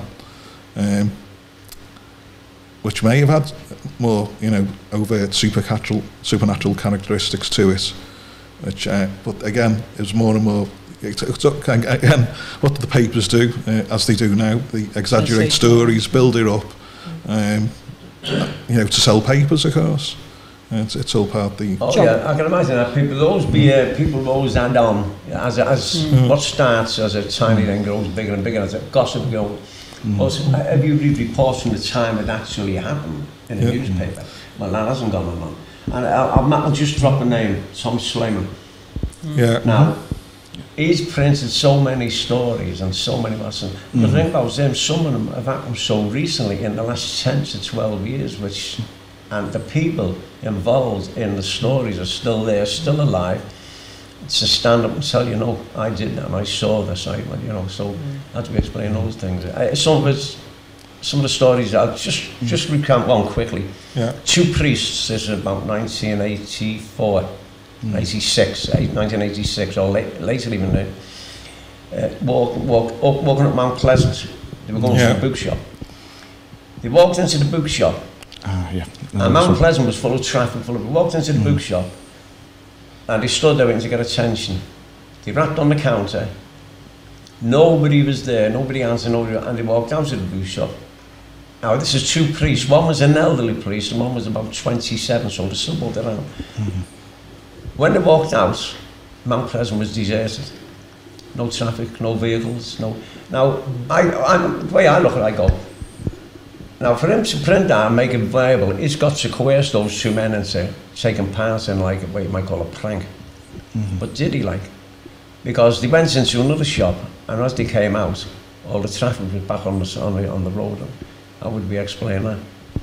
Would 2 priests, like, fall into it? I said, well, let's pick it, let's... I can look at it two or 3 ways, possibly. Either Tom was concocted a story entirely from what they said to be something entirely unusual to fit in his obviously series of books, to keep his finances coming in. You can look at it that way. Or something unusual did happen, which is in supernatural. Couldn't really call it that. It's something that happens to a lot of people who experience sort of UFO incidents or ghost incidents, where it's something called missing time, the Oz factor. Or could some slammer virtually produce a manufacture, like an industry? Of course, anyone can. Absolutely anyone can produce. One of Mark's, another one of his stories is a group of people, and I think this was later again. This is just only a massive years ago. Again, appertaining to Mount Pleasant, being into a cafe, had a meal. I think it was 4 people, children, 2 hours, walking up towards the top, and we saw a building lit up, lights all over the place. But as they approached, when they got there, it disappeared in sight. But that coincided with a group of other people, about 9 of them, come up the other way through Hope Street. And they all merged on the corner, and they were talking about the same thing. They'd seen a building all lit up, lights all over the place, but they couldn't explain it. So months later, they were asking, one of the husband and wife were at an exhibition and saw a model of what would have been the old, the new Catholic cathedral, before it was abandoned, abolished, and built the way it is. It was the way this woman said, that's the building we saw. And they realised it would have been the Catholic cathedral as it had if it had progressed and been built as it should have been. That was the building that we would have seen. Somebody suggested that's another dimension. That ties into space. Yeah. Is there another dimension? Is there? Alongside another world? Does that explain ghosts? There's some very interesting stuff happening now in quantum physics, for instance. I mean, for instance, that there's things they're discovering on a daily basis now that if the effects that they're discovering actually worked in the real world as well as the quantum world, then it would explain away an awful lot of the paranormal phenomena. And one of the things is it's down to the nature of time. Now, if time is because how we perceive time is that we've got a past, the present where we're in now, and there's the future, which is about to happen.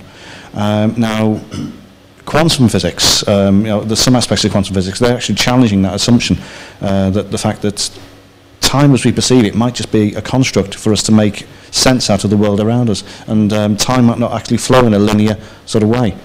So, like tomorrow could be sandwiched into yesterday, and today could be, so like sandwiched before that in little, we could be leaping from past, present, future, all over the place, completely random. Necessarily in the order that we...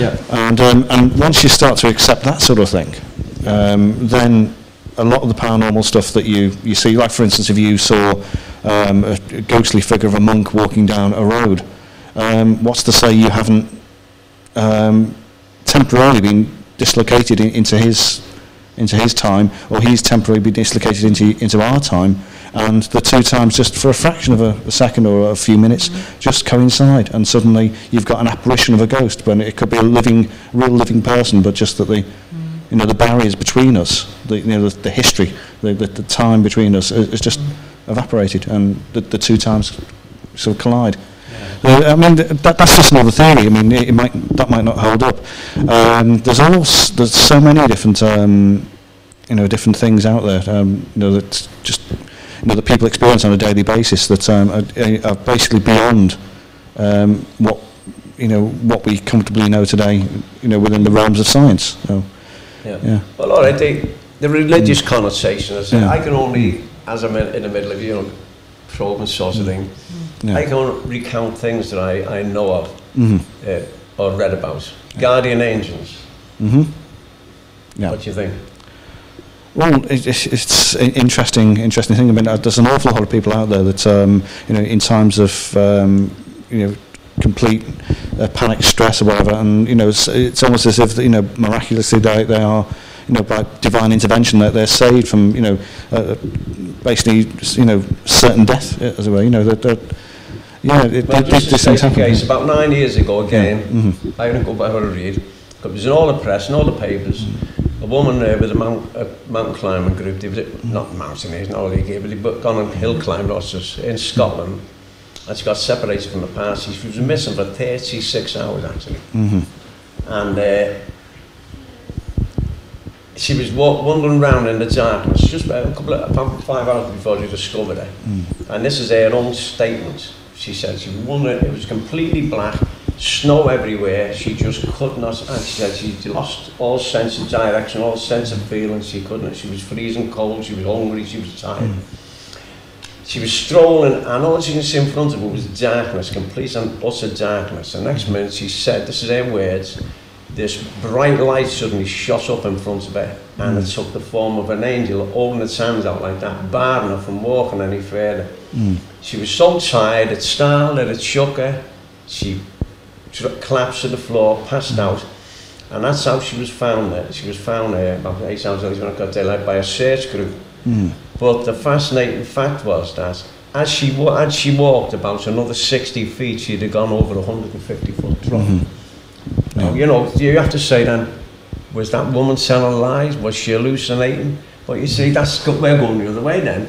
We can make excuses up for something that possibly was true and did happen. So that woman's in other words, you'd have a job convincing her that there was no such a thing as guardian angels. Oh yeah. I mean, that's the thing.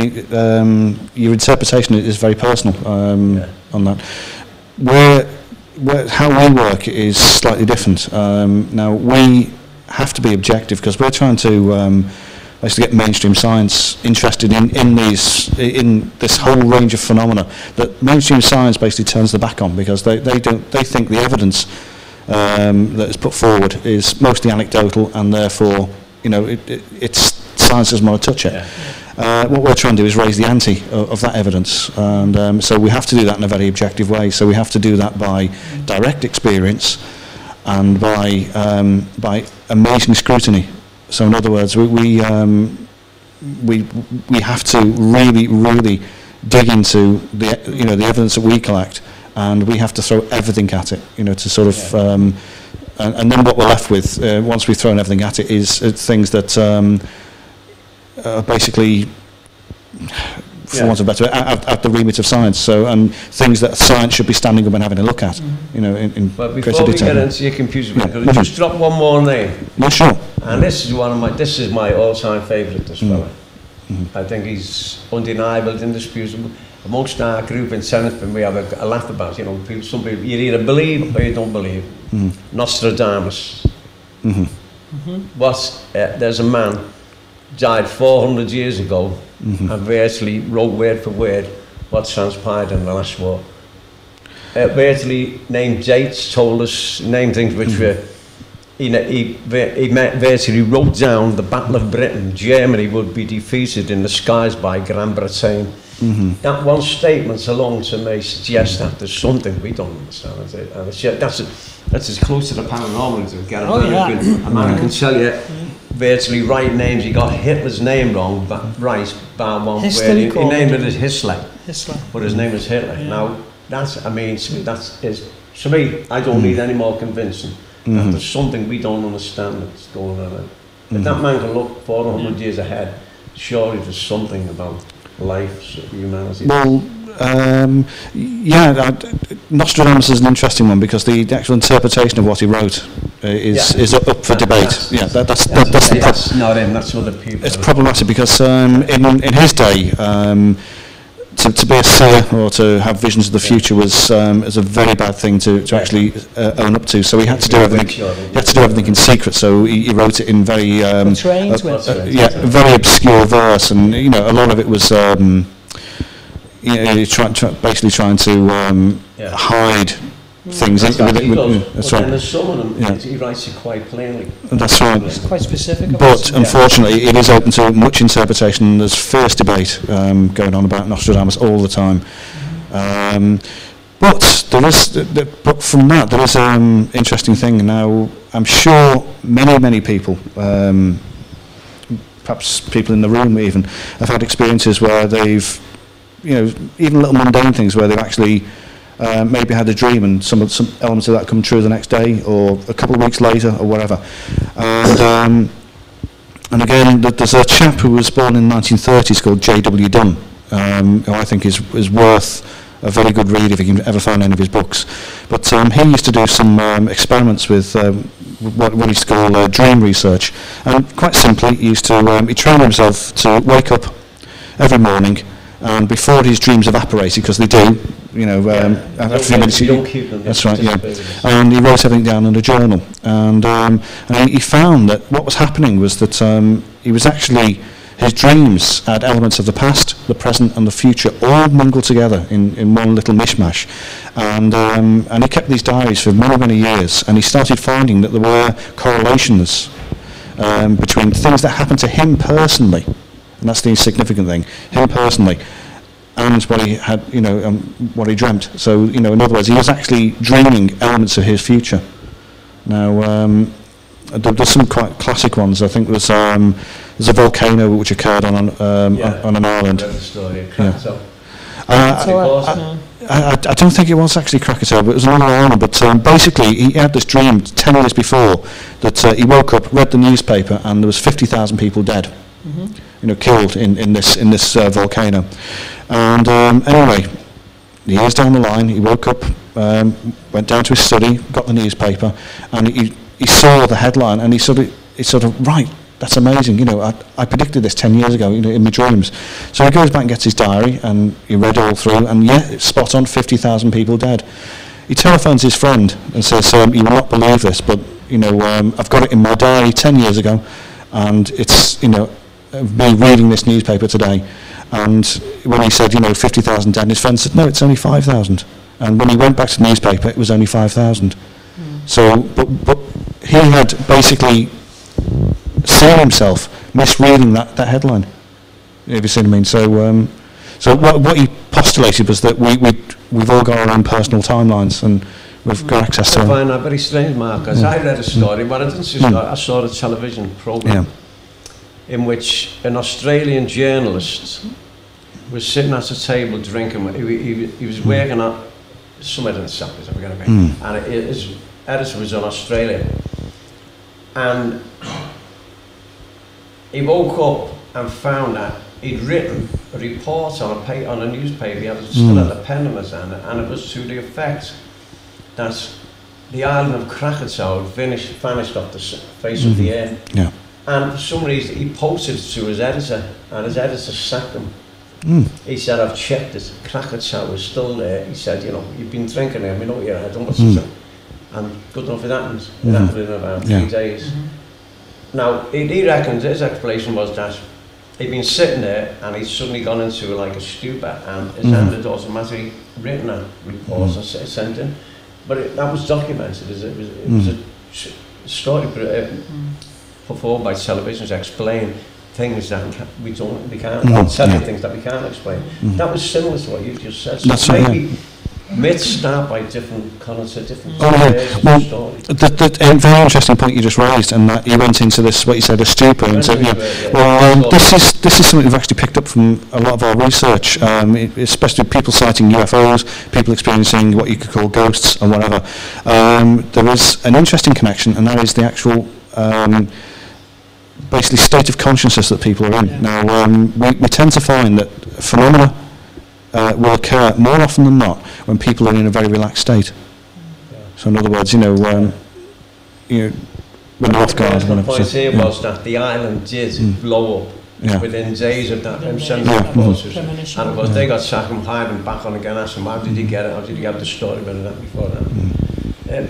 Ghosts, Rob, in your investigation, can you pick any specific story where has really intrigued you? Well, yes. I mean, we've a place that we've actually investigated, quite lengthy, is Chingle Hall. I don't know if anyone's ever heard of Chingle Hall. It's arguably the most haunted building in the UK.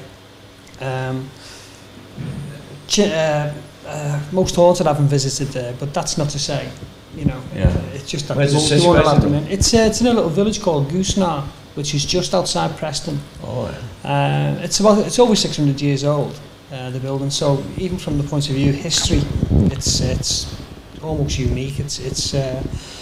But it's also unfortunately had a fair bit of tragedy attached to it. There's anything up to 18 to 20 different entities or ghosts allegedly haunting there.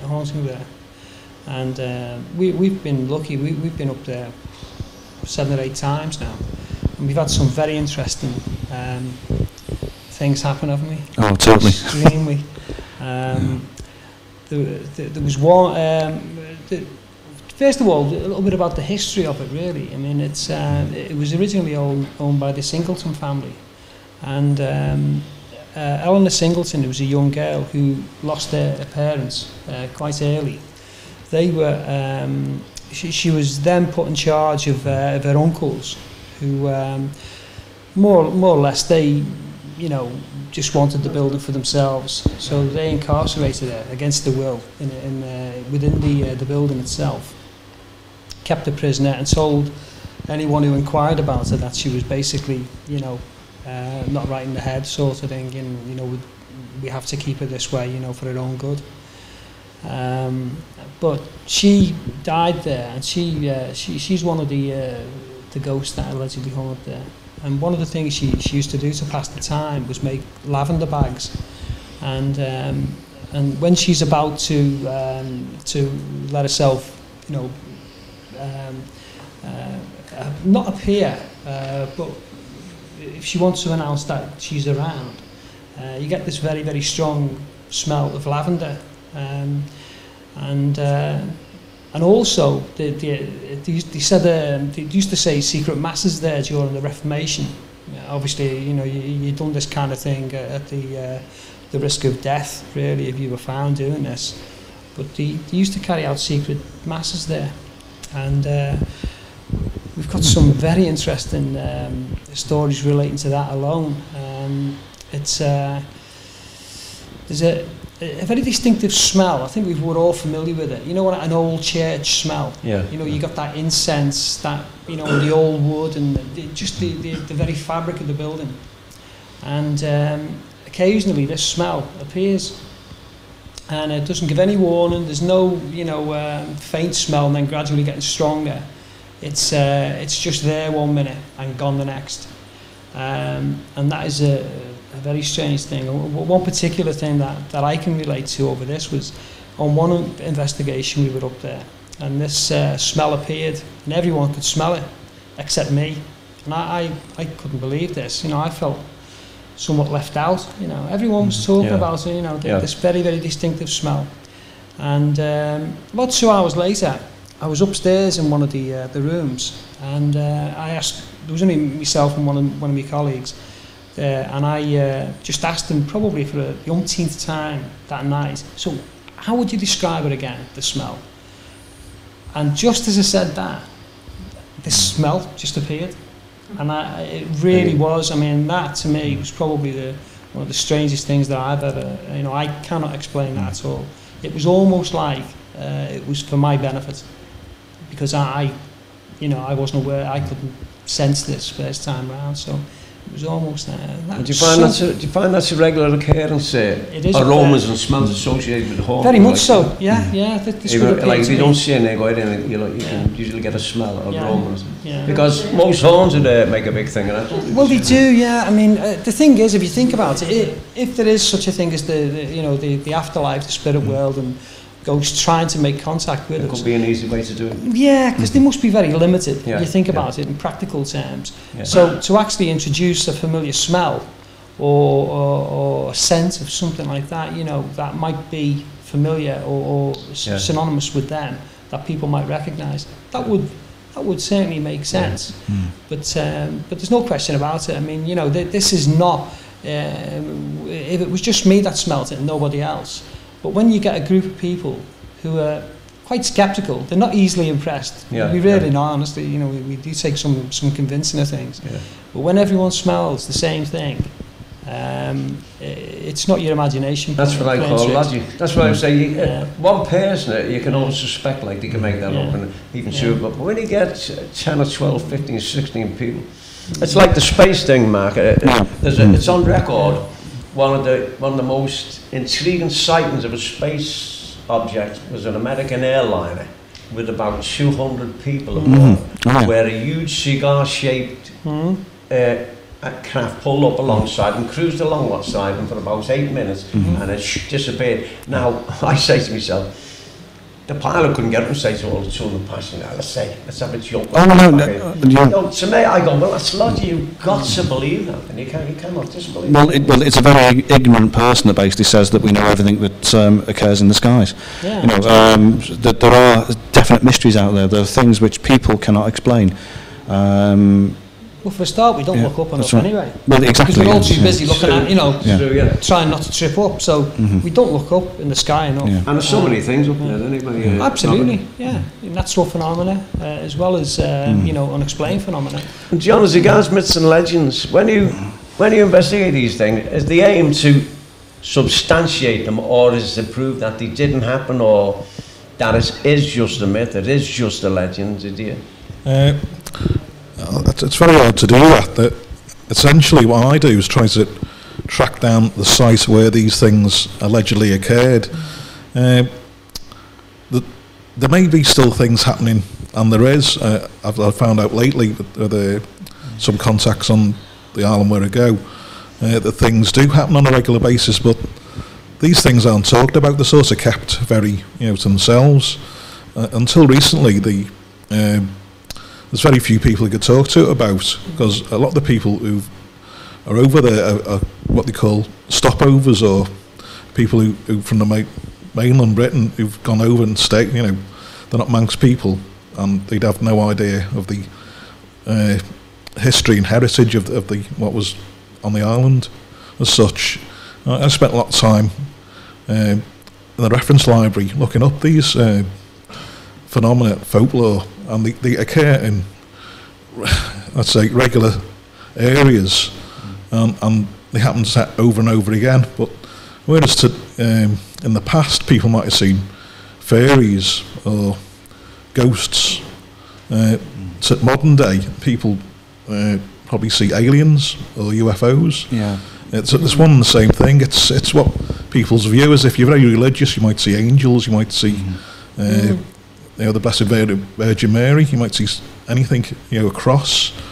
It depends how religious you are, what your upbringing is, what your worldview is. It's by the individual, isn't it? It's and also culture as well, you know, the culture of the time. Yeah. Very often the things that initially described as balls of light, luminosities, and that's the first thing in a lot of the literature is what's seen. It's like in one particular area, it's St Glen Aldin, it's near Ramsey, it's on the TT course, a place called Milltown Corner. On this particular place, it's a Manx battle site between the Norse and the Manx in AD 794. The Norse were victorious and sent the Manx Celts racing to the hills in this particular case. But in that area, on the corner, Milltown corner, a Moddy Do, the black dog that was seen in the 1920s by a doctor travelling to and from a patient. Again, on this particular corner, this dog, unlike normal dogs, the size of a calf, the huge fiery eyes, and a grinning sort of mouth on it, that stayed in this place about 2 hours in between the doctor to and going from patients. It was seen again in the 1930s in the same corner. Also, exactly in the same spot, a small figurine has been seen, like a small dwarf, say, what the literature described, a person walking towards Sulby, and late at night, seen this initially a small ball of light, or numerous balls of light, and when it got near it, it was this small, wrinkly gnome-type figure, but is illuminated by this, what she calls bright buttons, which with the balls of light. Again, it's within the same area. Something called a Tarawusti or a Kabalusti, a water horse or a water bull, which would be like a smaller version of the Loch Ness Monster, which is like a worm type, huge eel type thing, being described in the field, the battlefield next to the road.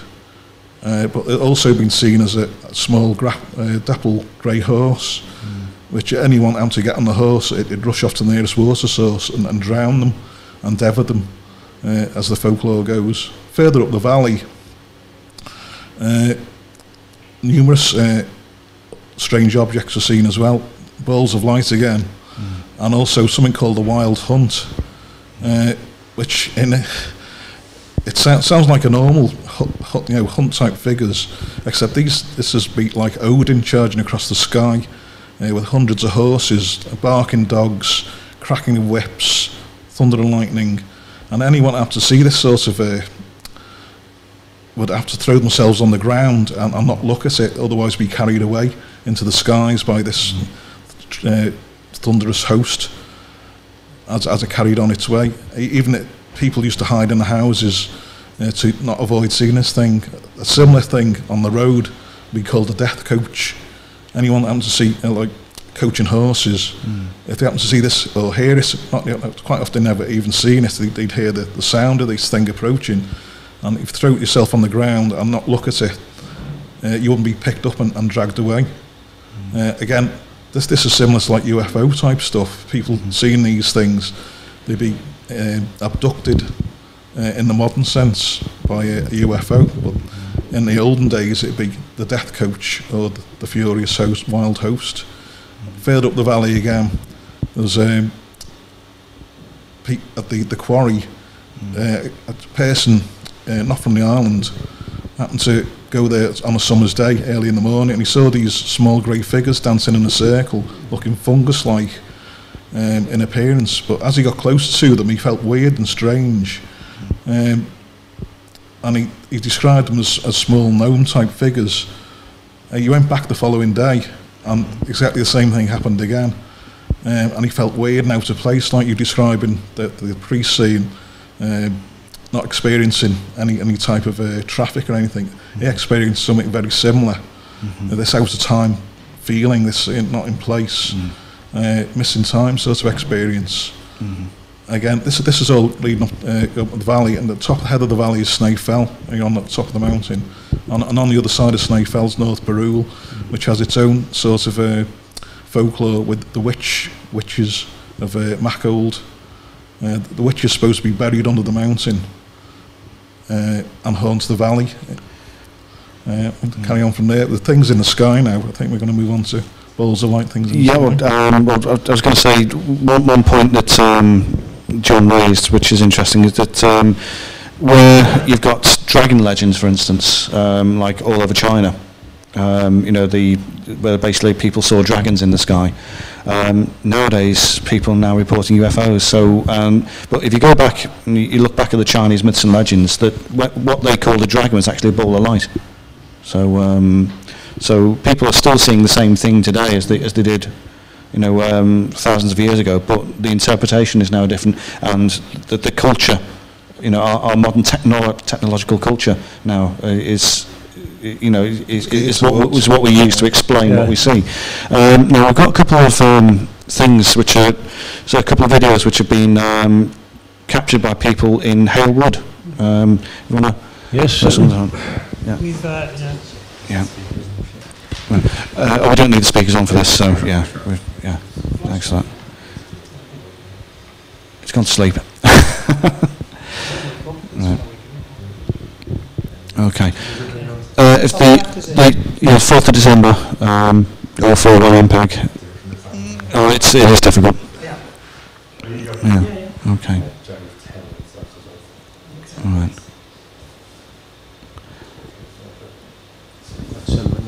Right. Okay. Yeah. We'll go over this very quickly. Yeah.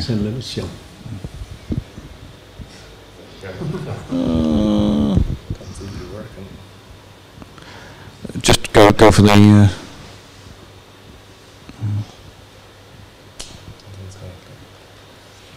No, they're not going to, are they? Never mind.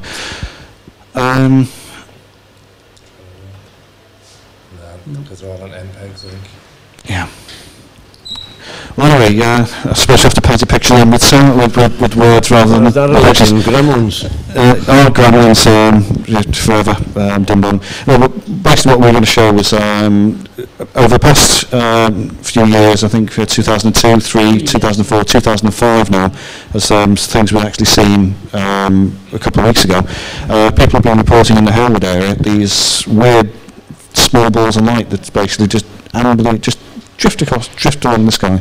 That's quite amazing. And even John. Yeah, November the 18th. I was looking out my back bedroom window. It's clear night, full moon. Happened to see 5 of these similar objects as described as the Halewood lights moving from the Halewood area diagonally, and they probably travel over Mossley Hill towards this area if the people had seen them. I just happened to observe them because I was looking out the window, but anyone else probably wouldn't have taken any notice. There's lots of aircraft at the time, low and high, and EasyJet and Ryanair flying in and out, and the Manx flights flying in and out. So they definitely were aircraft, but there's something we found out recently called Chinese sky lanterns. Oh yeah. Which may be an explanation of a sort, which is like a lantern which it can light internally and it'll float up to. It's like a hot air balloon, basically. Like hot air balloon, basically, but in miniature, and it'll be illuminated on the inside. So the prevailing wind will carry these things along at a certain height and a certain speed, and it'll go out. The light inside will flicker off and on, looking at to disappear from sight. So there's a possibility it's someone having a party and setting these things off. That's one thought on it. Another thought, it's something else entirely. Yeah. Just to give you a bit of background information on this, John, because it really is a very important phenomenon, what we're talking about now. These lits or lights in the sky, we've looked at this very, very closely, and what we found is that they are able to move independent of each other. So some will remain stationary, and others will move around it and join each other. And so there's no question about it. Whatever they are, they have an ability to move. Whether they've got their own propulsion system, we don't know.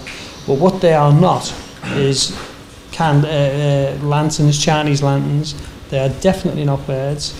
And they appear around about this time of year and have done for the past 3 years. What I would suggest to anyone who's remotely interested in this is to look into the night sky, particularly when you get clear nights, around about now, because there's a very, very good chance that they are still appearing. You don't give any warning or anything like that, but we've had sent to us quite a lot of footage of these lights, and they are consistent every year. The same same brightness. Very, very difficult to get an idea of height, but they are so so special. I mean, if these lights appeared over London or Washington or somewhere like that, it'd be worldwide news. Yeah. But they're happening over Liverpool, and they've got us flummoxed. They really have. This is one of the biggest mysteries, Rob, the fact that these things can change direction so quickly. Well, these things, well, some of these lights appear to just either vanish, or they're either just disappearing, or they're moving, as you say, possibly, you know, so quickly that they give the impression that they're actually moving. But we're talking about anything up to 12, you know, just hanging in the air, some of them still, some of them moving around, and very, very strange. They really are. One interesting thing as well, just in case you think, you know, there's no other testimony to back this up. A policeman contacted us to say that on the same night, one of the yellow police safe vans, street safe vans, actually videoed this for 20 minutes. And we know this for a fact, but we were unable to get access to their footage. But from the point of view of the van and other things, there must be thousands of people out there with evidence of what they can't get them all at once. Very quickly. Somebody got a question? Regarding this sort of phenomena, could it not be somebody playing about with laser lights? I mean, you can do so much with laser beams and yeah, but that's not laser lighting. I'm basically an ex-lighting sound engineer, so I've seen all these effects. In fact, I've fired lights into the sky before now as well, and they're completely different. They're more static, they're more... what sort of size are we talking about? These things... They're clearly visible, or are they like a star? They're very, very clearly visible. They're incredibly bright, and they're dark points of light, basically. But any sort of effects lighting is basically, it's confined to, you know, an area in the sky, and it won't deviate from that. And after a while, you start seeing there's a repeating pattern going on here.